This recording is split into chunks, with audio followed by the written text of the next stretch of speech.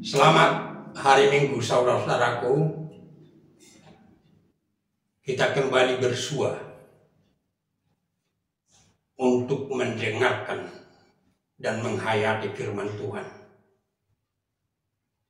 supaya kita menyatukan segenap hati dan pikiran kita. Kita berdoa.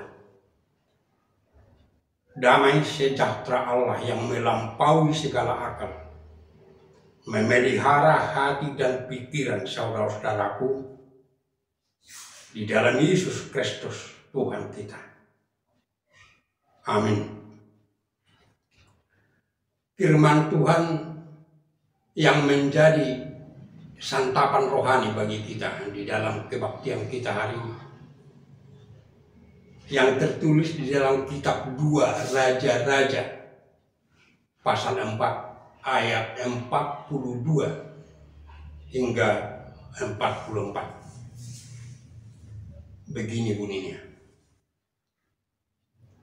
Datanglah seorang dari Baal Salisa dengan membawa bagi abdi Allah roti hulu hasil, yaitu 20 roti jelai serta gandum baru dalam sebuah kantong. Lalu berkatalah Elisa, berilah itu kepada orang-orang ini supaya mereka makan.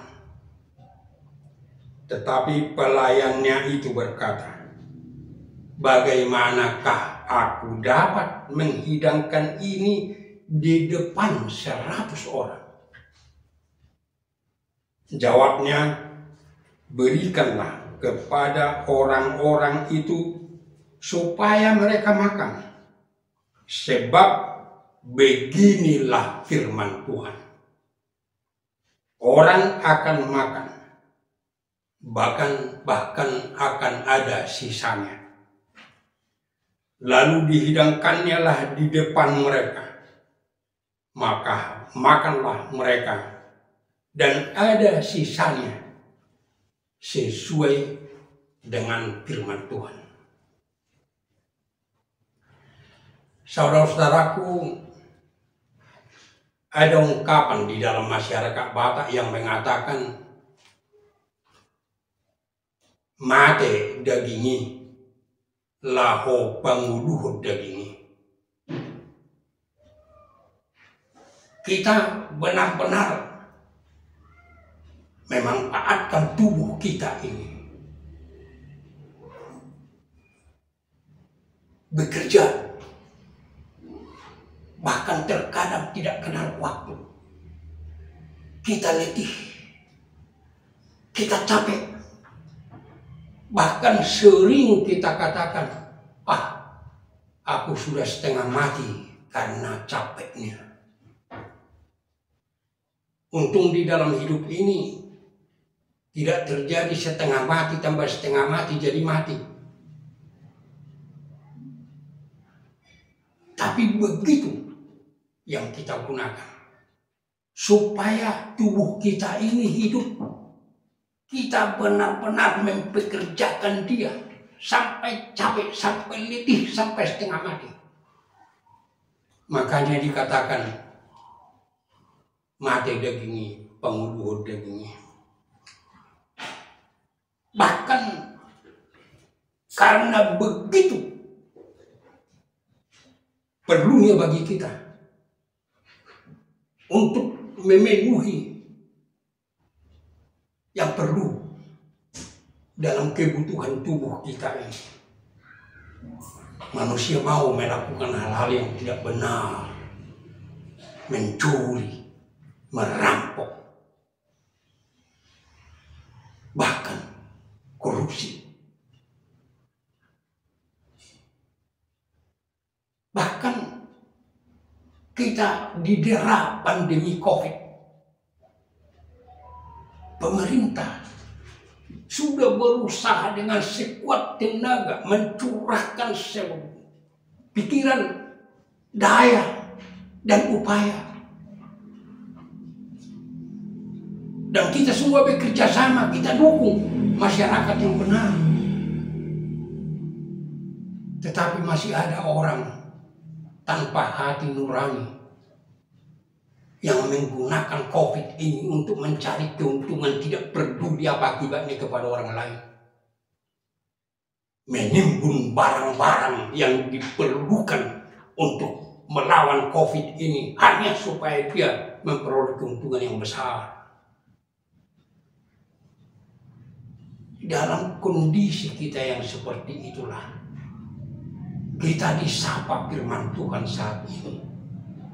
Apa sebenarnya yang kau cari dalam hidup ini?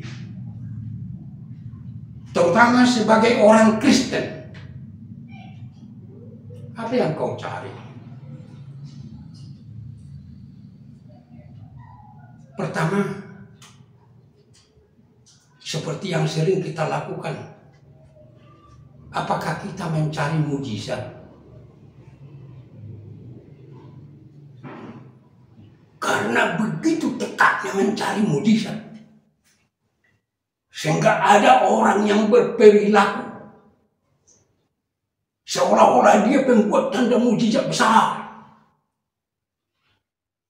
dengan melakukan berbagai hal.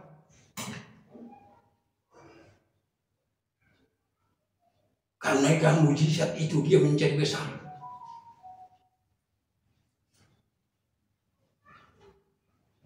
Tetapi ingat saudara-saudaraku,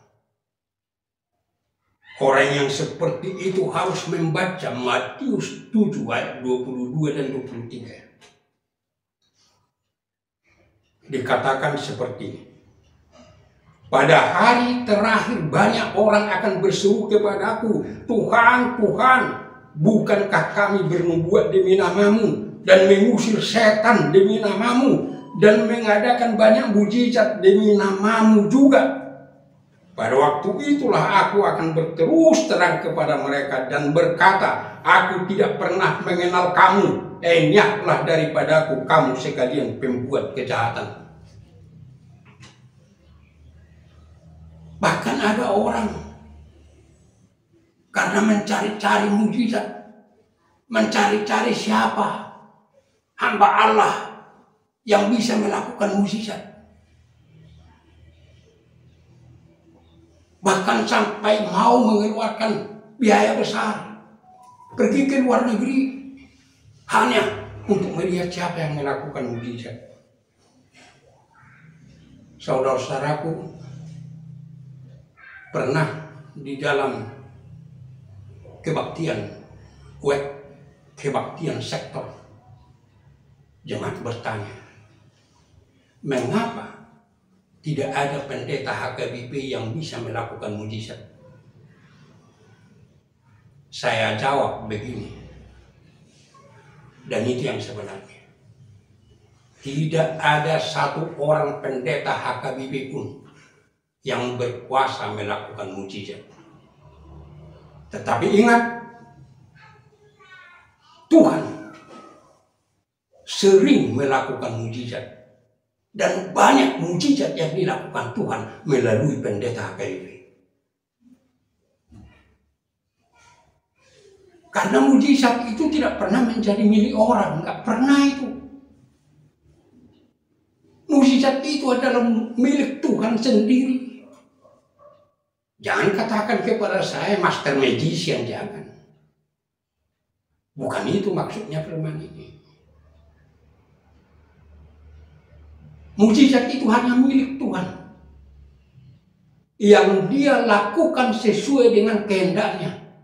Kapan? Melalui siapa? Hanya Tuhan yang berkuasa melakukan itu.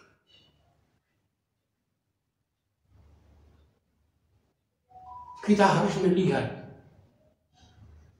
bagaimana mujizat-mujizat yang dilakukan oleh Tuhan kita Yesus Kristus.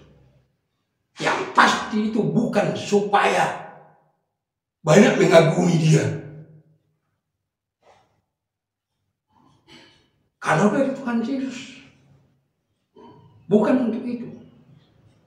Dikatakan dalam firman Tuhan pertama, mujizat yang dilakukan Tuhan Yesus Kristus untuk menyatakan bahwa kerajaan Allah sudah datang. Di dalam Matius 12 ayat 28 berbunyi sebagai berikut. Tetapi jika aku mengusir setan dengan kuasa roh Allah, maka sesungguhnya kerajaan Allah sudah datang kepadamu.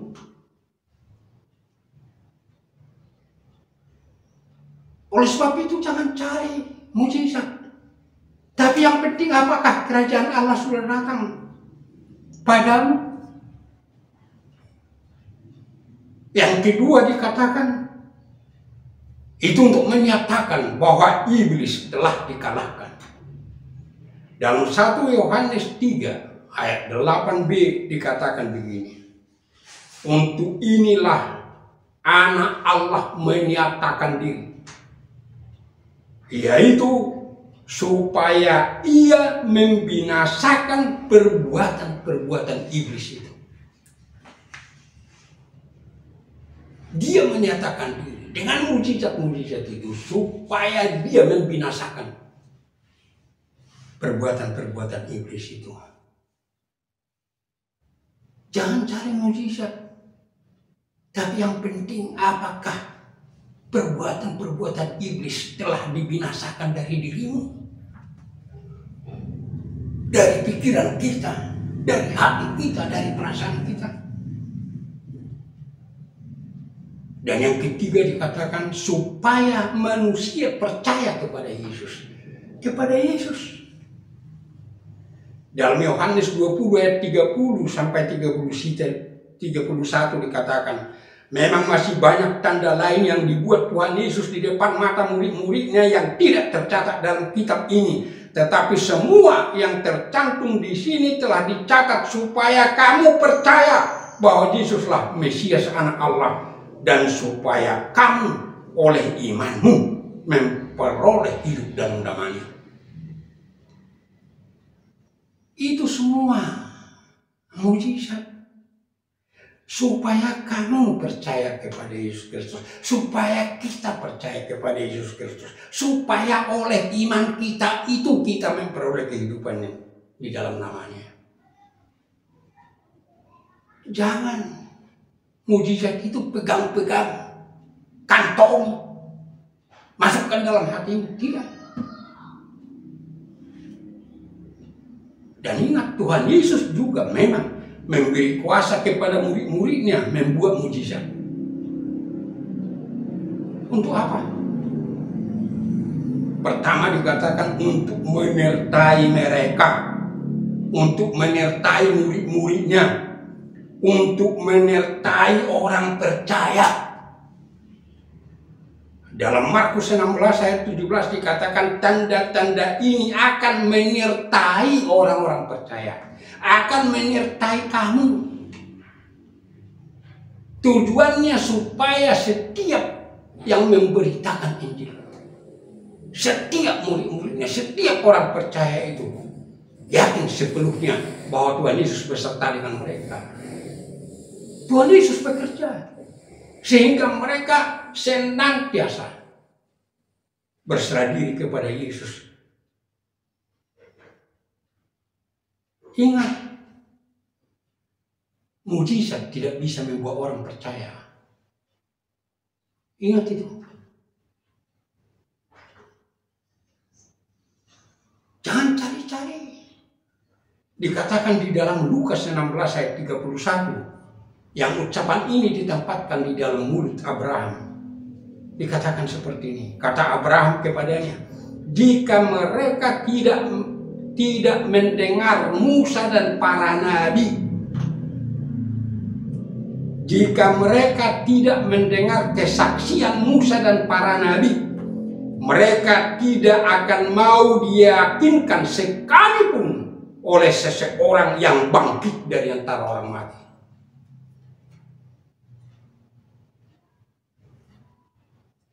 Tetapi diyakinkan oleh firman Tuhan di dalam kuasa Roh Kudus. Bahkan tanda atau mujizat itu bukan bukan membuat orang percaya, tetapi firman Allah. Itu sebabnya di dalam Lukas 10 ayat 19 sampai 20 dikatakan, sesungguhnya aku telah memberi kuasa kepadamu untuk menginjak ular dan kalajengking, dan kuasa untuk menahan kekuatan musuh, sehingga tidak ada yang akan membahayakan kamu. Namun demikian, janganlah bersukacita karena roh-roh itu takluk kepadamu, tetapi bersukacitalah karena namamu ada terdaftar di sorga. Bukan mujizat itu yang perlu, tetapi kita terdaftar di sorga. Agar orang percaya semakin dikuatkan dan semakin teguh hanya mengandalkan Yesus di dalam hidupnya. Itu sebabnya di dalam firman ini dikatakan di dalam ayat 43, tetapi pelayannya itu berkata, bagaimanakah aku dapat menghidangkan ini di depan 100 orang? Jawab Elisa, berikanlah kepada orang itu supaya mereka makan, sebab beginilah firman Tuhan. Firman Tuhan itu yang melakukan, sehingga dikatakan di dalam Matius 16 ayat 4, itu bisa dibandingkan dengan Matius 12 ayat 39 dan 40. Angkatan yang jahat dan tidak setia ini menuntut suatu tanda, tetapi kepada mereka tidak akan diberikan tanda selain tanda Nabi Yunus. Lalu Yesus meninggalkan mereka dan pergi. Tuhan Yesus mengajar orang-orang Israel, bangsa Allah. Oleh sebab itu yang sudah menjadi bangsa Allah, yang sudah menjadi orang percaya, kalau dia tetap selalu mencari-cari mujizat dan menuntut mujizat entah dari siapa, dikatakan Tuhan Yesus angkatan yang jahat dan tidak setia. Itu sebabnya jangan cari mujizat, tapi kerajaan Allah, keselamatan. Oleh sebab itu dalam firman Tuhan ini bagian kedua dikatakan, carilah Yesus. Yesus yang harus kita cari. Itu sebabnya dikatakan di dalam Matius 16 tadi, sebenarnya mujizat satu-satunya yang mujizat surgawi yang benar-benar kita butuhkan hanya Tuhan Yesus.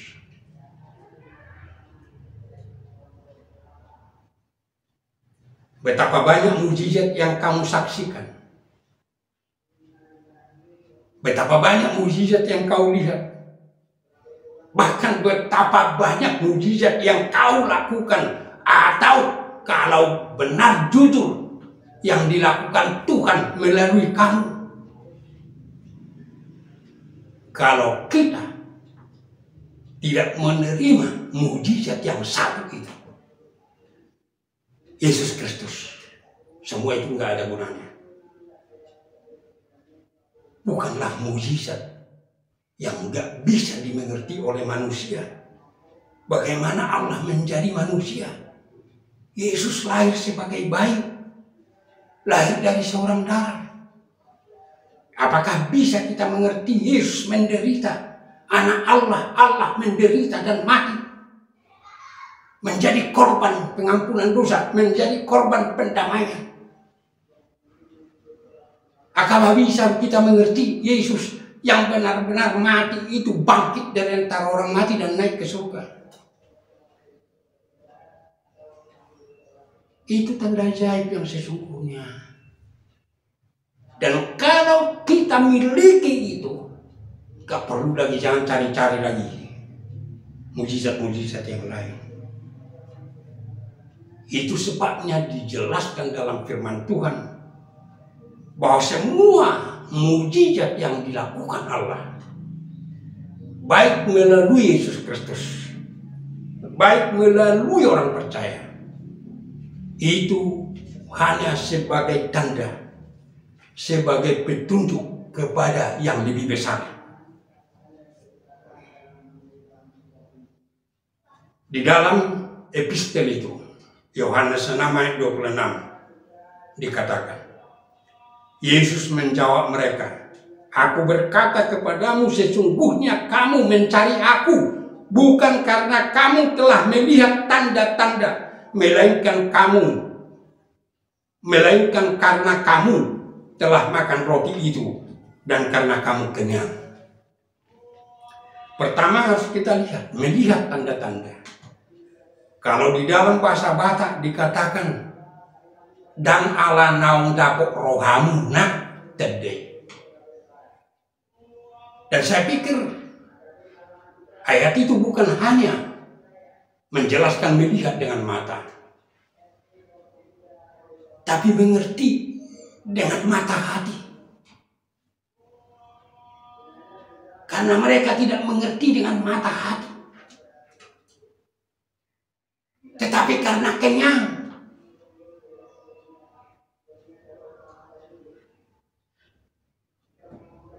Itu sebabnya dikatakan dalam Efesus 1 ayat 18, "Dan supaya ia menjadikan mata hatimu terang, agar kamu mengerti pengharapan apakah yang terkandung dalam panggilannya, betapa kayanya dan mulianya bagian yang ditentukannya bagi orang-orang kudus."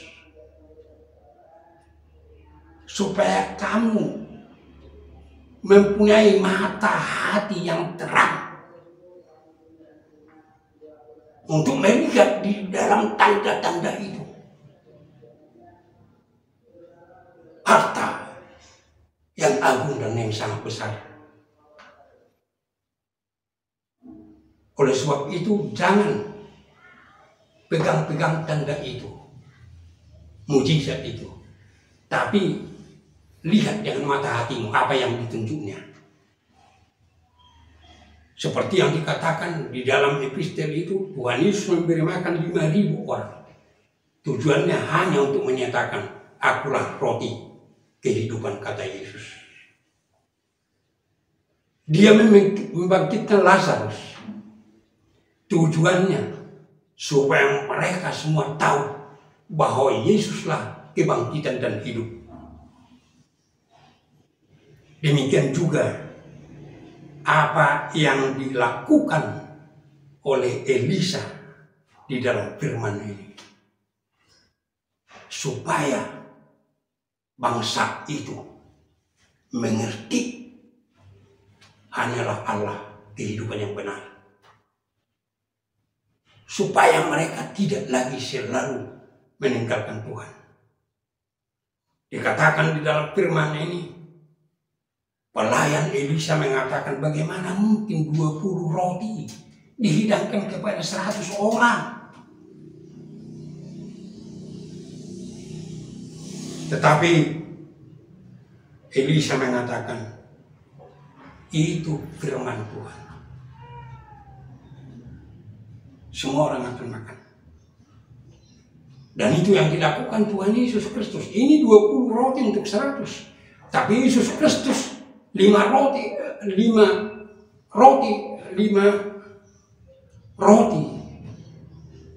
dan 2 ikan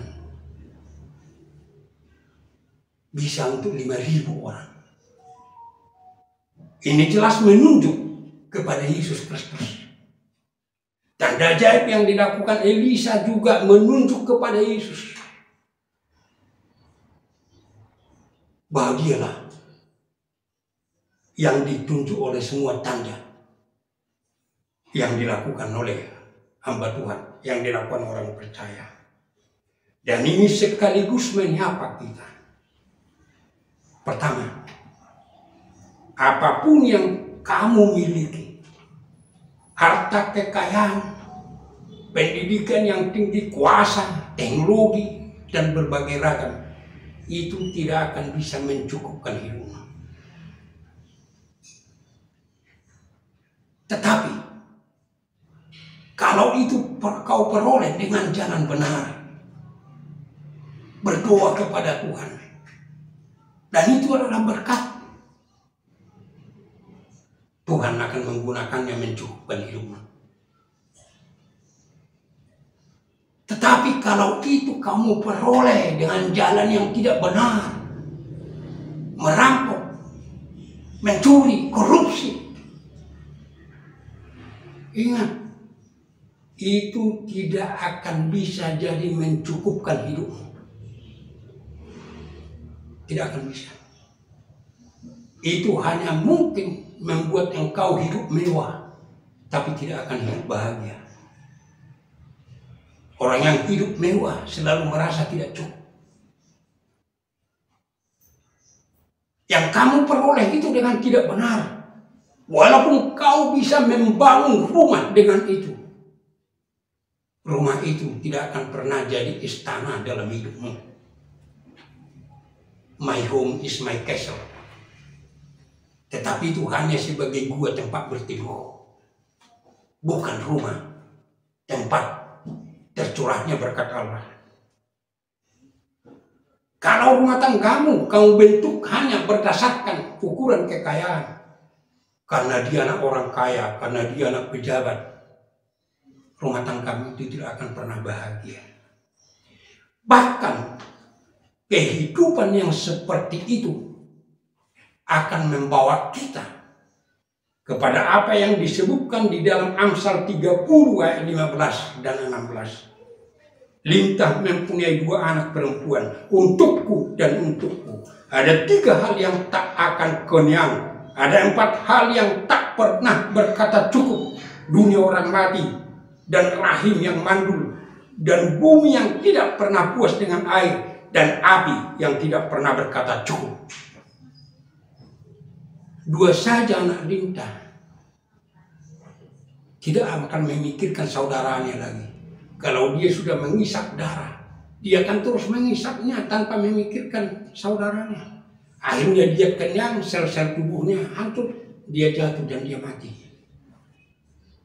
Dan dikatakan di sini seperti api yang tidak mau mengatakan cukup. Api itu makin banyak yang bisa dia makan, justru makin besar, nggak pernah mengatakan cukup. Hidup kita itu akan seperti itu, tidak akan pernah mengatakan cukup. Apa yang kita peroleh dengan jalan yang tidak benar. Tetapi kalau kita peroleh dengan jalan yang benar, berdoa dan bekerja, itu akan membawa kita kepada Amsal 30 ayat 8 dan 9. Salomo mengatakan, jauhkanlah daripada aku kecurangan dan kebohongan. Jangan berikan kepada aku kemiskinan atau kekayaan. Biarkanlah aku menikmati makanan yang menjadi bagianku. Supaya kalau aku kenyang, aku tidak menyangkalmu dan berkata siapa Tuhan itu. Atau kalau aku miskin, aku mencuri dan mencemarkan nama Allahku. Hanya Tuhan yang bisa mencukupkan melalui berkatnya. Yang kedua, apapun yang kita peroleh, apalagi dengan jalan yang tidak benar, itu tidak akan bisa membuat hidup kita nikmat. Di dalam firman ini jelas dikatakan, roti yang dibawa itu adalah dari bahan-bahan terpilih. Gandum itu adalah gandum baru yang baru dipanen. Tetapi bukan itu yang membuat mereka nikmat, tapi berkat Tuhan yang menyediakan melalui itu makanan bagi mereka, sehingga bisa mereka nikmat. Dan ingat, apa yang kamu peroleh dengan jalan yang tidak benar, bahkan dengan jalan benar pun, kalau hanya mengandalkan itu yang kau peroleh itu, hanya bisa membuat kau kenyang. tidak bisa membuat kita nikmat. Betapa sedikit pun yang kita peroleh, tapi itu berkat Tuhan dan kita pergunakan di dalam berkat Tuhan. Itu akan membuat hidup kita nikmat. Jadi apakah itu tidak perlu? Perlu, selalu saya ulang-ulang perlu. Tapi berdoa, bekerja sekuat tenaga, minta berkat dari Tuhan. Dan kemudian setelah kau peroleh, pergunakan sesuai dengan kehendak Tuhan. Itu sebabnya dikatakan di dalam Yohanes 6 ayat 27. Bekerjalah bukan untuk makanan yang dapat binasa, melainkan untuk makanan yang bertahan sampai kepada kehidupan yang kekal, yang akan diberikan Anak Manusia kepadamu. Sebab dialah yang disahkan oleh Allah Bapa dengan meterainya. Sehingga Yesus berkata di dalam Matius 6 ayat 33, carilah dahulu kerajaan Allah dan kebenarannya, maka semuanya itu akan ditambahkan kepadamu. Yang kita miliki ini, yang selalu kita agung-agungkan itu, bahkan tetap masuk mukjizat yang bisa kita lakukan. Itu hanya tambah-tambahan. Itu hanya tambah-tambahan. Dan Tuhan pasti akan menambahkan. Kalau kita memang benar-benar mencari Yesus dan hidup di dalam Yesus. Amin. Kita berdoa. Terima kasih Bapa atas firman-Mu yang menguatkan kami untuk benar-benar jangan hanya mencari yang di dunia ini, tapi benar-benar mencari Engkau, Yesus. Supaya kami benar-benar mencari kerajaan-Mu dan kebenarannya. Karena semuanya akan Engkau tambahkan. Supaya berkat-Mu yang mencukupkan kami. Supaya berkat-Mu yang membuat hidup kami nikmat. Bahkan di dalam kondisi apapun juga. Demikian juga dalam kondisi COVID ini. Jangan biarkan Tuhan hanya dengan kekuatan kami, hanya dengan apa yang kami lakukan untuk memerangi COVID ini. Tetapi supaya di dalam mencari Engkau, mencari Yesus Kristus, hidup di dalam Engkau, semua yang kami lakukan, semua yang pemerintah lakukan menjadi berkat. Namun kami selalu memohon Tuhan, karena kasih-Mu itulah, karena pengasihan-Mu yang tidak terukur itu Tuhan, karena nama-Mu yang kudus itu, hentikanlah pandemi ini dari tengah-tengah dunia ini. Hentikan di tengah-tengah bangsa kami ini. Selamatkan bangsa kami ini dan pulihkan. Selamatkan semua gereja-Mu dan pulihkan. Di dalam Yesus Kristus Tuhan kami. Amin.